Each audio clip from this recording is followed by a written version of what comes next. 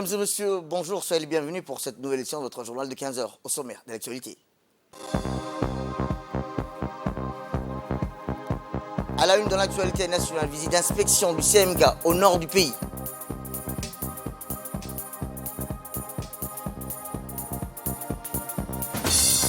Et enfin, dans l'actualité internationale, en Burkina Faso, l'ONU appelle à la libération immédiate des 50 femmes et filles enlevées. C'était le titre. Merci si vous nous rejoignez. Eh bien, au terme d'une visite officielle de 3 jours, le président de la région somalienne de Jubaland, M. Ahmed Mohamed Islam, a quitté le pays ce matin en fin de journée. À son départ, ce sont les ministres djiboutiens de la Santé et du Commerce, en l'occurrence Dr Ahmed Roble et M. Mohamed Warsama, qui l'ont accompagné, le président de la région somalienne de Jubaland.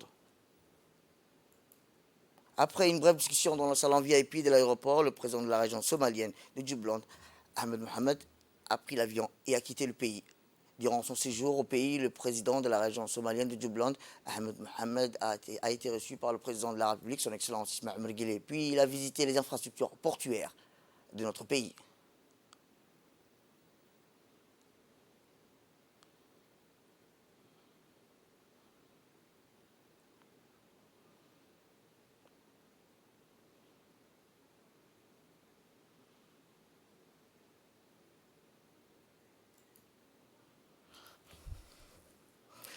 Autre actualité dans ce 15 heures, c'est aussi la commission des finances, de l'économie générale et du plan qui s'est réunie ce matin en vue d'examiner des projets de loi suivant le projet de loi numéro 186 portant approbation des comptes financiers de l'agence Arulos, ou bien le projet de loi numéro 187 portant approbation du compte financier de l'agence Arulos pour l'exercice 2019 et l'autre projet de loi numéro 188 portant approbation du compte financier de l'agence Arulos de l'exercice 2020 et 2021. Cette réunion, qui a vu la participation des parlementaires membres et d'autres commissions, s'est déroulée sous la conduite du président de la commission des finances, le député Charmak Moussa Arré, du gouvernement. Le gouvernement était représenté par la ministre de la Ville et de l'Urbanisme et de l'Habitat, Mme Amina Abdiaden, accompagnée de ses principaux cadres de son département. Rappelons, après une discussion et échange, les commissions ont émis un avis favorable et ont transmis les comptes financiers subventionnés pour l'adoption lors de la séance publique de l'Assemblée nationale.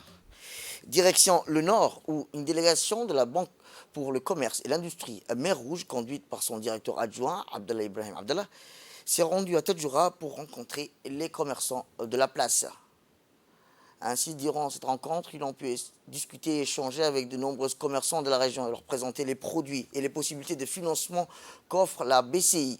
Cela a été aussi l'occasion pour les dirigeants de la BCI d'échanger directement avec leurs clients de la région et pour les commerçants de faire part de leur attente et leur volonté de faire prospérer leur commerce aux côtés de leur première banque djiboutienne.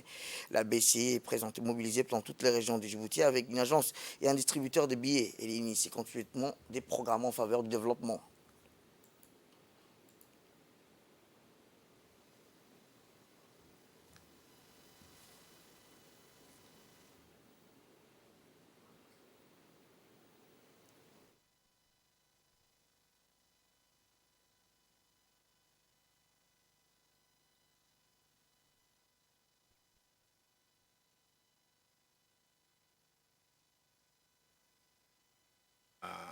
بنكي أرحت كوميرسان هي يعني سين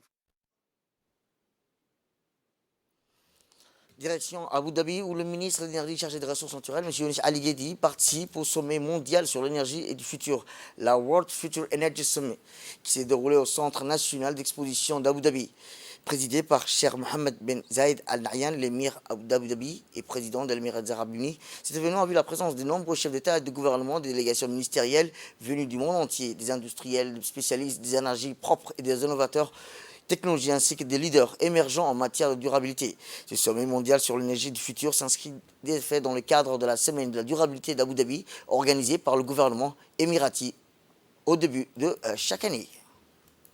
Eh bien, je vous le dis dans le titre, le chef d'état-major général des armées, le général de corps d'armée, Zakaria Cheikh Ibrahim, accompagné du directeur général de la police nationale, du chef d'état-major de la défense, se sont rendus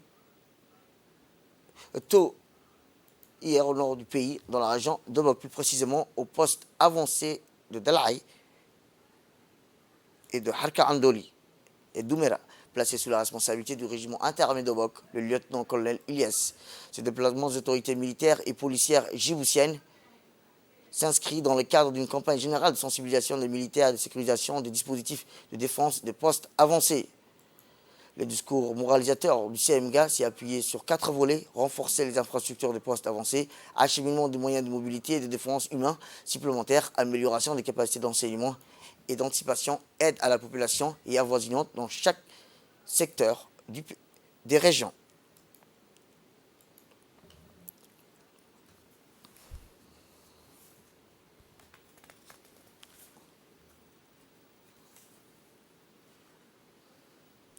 Eh bien, durant son déplacement dans le nord, le CMGA s'est rendu aussi à Harka. À son arrivée, il a été accueilli par le chef de corps des Rio, le lieutenant-colonel Ilyes. L'objectif majeur de l'inspection de ce poste avancé est conformément à la nouvelle doctrine 2022 et leur réorganisation de l'armée djiboutienne, l'adoption d'une posture dissuasive avec ses capacités offensives et défensives pour faire face à tout type de menaces contre le territoire national. Au sommet de cette vision repose la vigilance accrue des militaires en toutes circonstances. Et dans cette optique, le général de corps d'armée a porté un intérêt particulier aux conditions de vie et de travail actuelles des militaires. Ces postes avancés ont vu d'apporter le réajustement tactique, technique et infrastructure adéquates.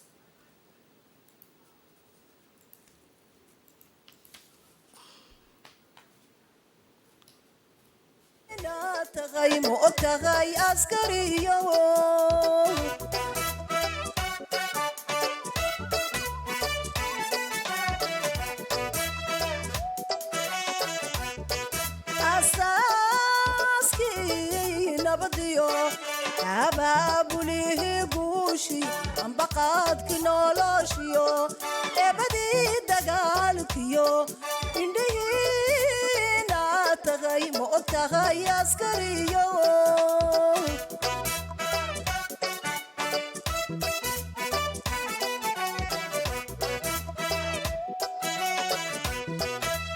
adduunyada dhammaanteed udubkoodii baato adduunyada dhammaanteed udubkoodii baato haddaan arme jirin odayada gaboobiyo ubadkiyo haweenkiyo oryuguma seexdeen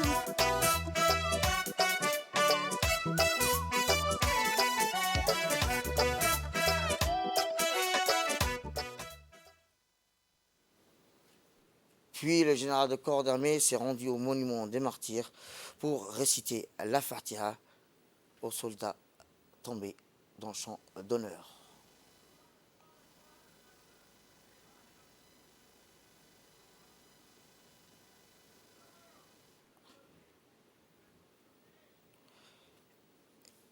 Et dans cette optique, le général de corps même a porté un intérêt particulier aux conditions de vie et de travail actuelles des militaires à ce poste avancé en vue d'apporter les réajustements tactiques, comme je vous le disais, techniques et infrastructures adéquates. Le discours moralisateur du CMGA s'est appuyé sur les 4 volets: renforcer les infrastructures des postes avancés, acheminement des moyens de mobilité, de défense et humains supplémentaires, amélioration des capacités de renseignement et d'anticipation, aider à la population avoisinante dans chacun des secteurs.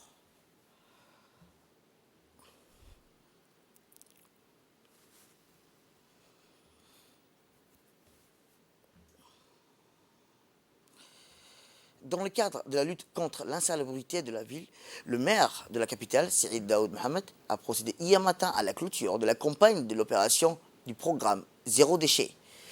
Les 5 composants du programme Zéro Déchet qui a été planifié et validé par le Conseil de Djibouti sont le ramassage des épaves des voitures dans les grandes artères de la ville, les déchets solides, les déchets liquides, Djibouti Green City verte, les aménagements d'air, des jeux pour les jeunes et la lutte contre les déchets.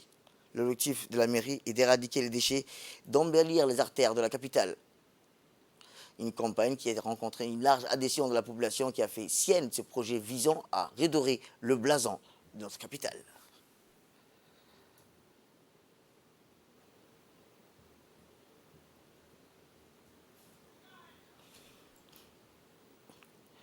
Et le maire de la ville de Djibouti a remercié lors de cette journée de clôture toutes les personnes qui ont contribué de loin ou de près à la réussite de cette campagne de lutte de l'opération du programme Zéro Déchet. 700 épaves. Nous allons décider de faire un break à partir d'aujourd'hui et de passer à d'autres activités.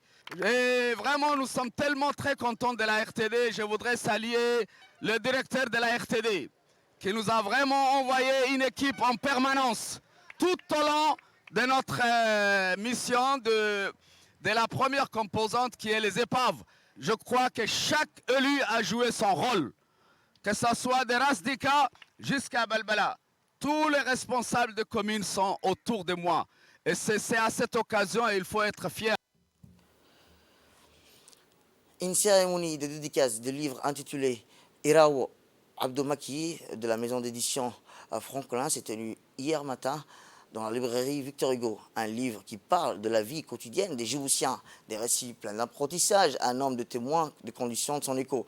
Ceci est le troisième œuvre de l'auteur Abdomaki avec Hawenka Abdomaki, son vrai nom Abdou Omar Abdoukader, est né à Tadjoura. Il était enseignant de carrière, puis responsable dans le milieu éducatif et enfin élu local, vice-président du conseil régional de Tadjoura. La cérémonie dédicace a vu la participation de plusieurs personnalités comme Hamadou Mohamed Aramis, plusieurs écrivains tels que le docteur Chamata, docteur Gueda, des parlementaires et bien d'autres amoureux de la plume et de la lecture.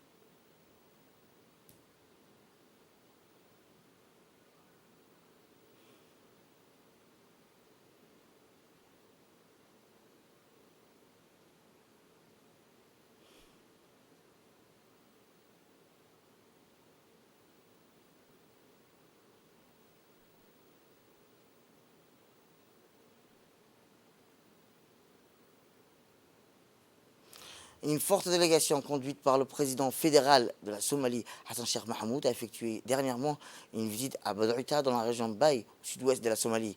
Une visite destinée à lancer le processus de réconciliation entre les politiciens locaux des régions du Nord et selon notre correspondant basé à Mogadiscio, capitale de la Somalie. Arrivé à Badouita, capitale régionale, le président somalien a été accueilli chaleureusement par le président de cette région, Abdelaziz Hassan Mohamed, et la population locale. Suite aux prolongations du mandat du président de la région pour un an, les différences qui ont vu le jour, le président somalien compte diriger le processus de rénonciation dans cette partie de la Somalie afin de mettre à terme à ce conflit politique.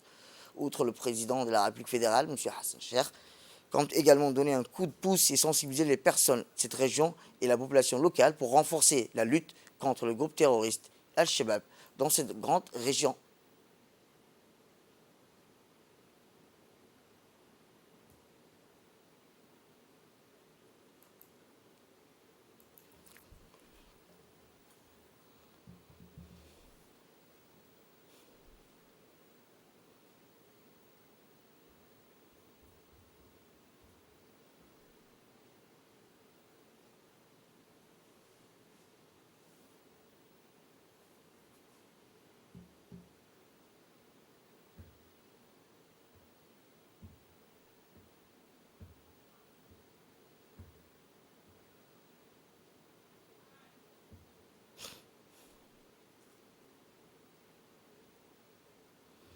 Et dans l'actualité internationale, je vous dis dans le titre, les Nations Unies ont appelé mardi à la libération immédiate des 50 femmes et filles qui ont été enlevées en Burkina Faso la semaine dernière, alors qu'elles cherchaient de la nourriture. Des groupes armés non identifiés les auraient enlevées jeudi et vendredi près de la ville d'Arbinda, située dans le nord du pays. Le secrétaire général des Nations Unies, Antonio Guterres, a fermement condamné l'incident.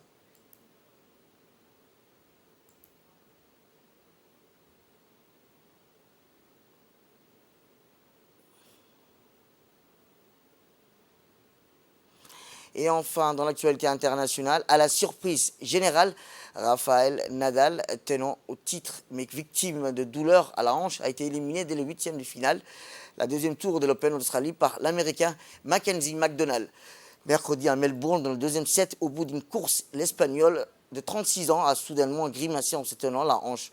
Il a refusé d'abandonner, mais il lui a été devenu quasiment impossible de se déplacer. Il n'a plus fait tenir comme il a pu jusqu'à la fête. C'est la fin de cette édition. Merci à vous de nous avoir suivis. Restez avec nous pour suivre nos programmes télévisés. Le programme continue sur Télé Djibouti.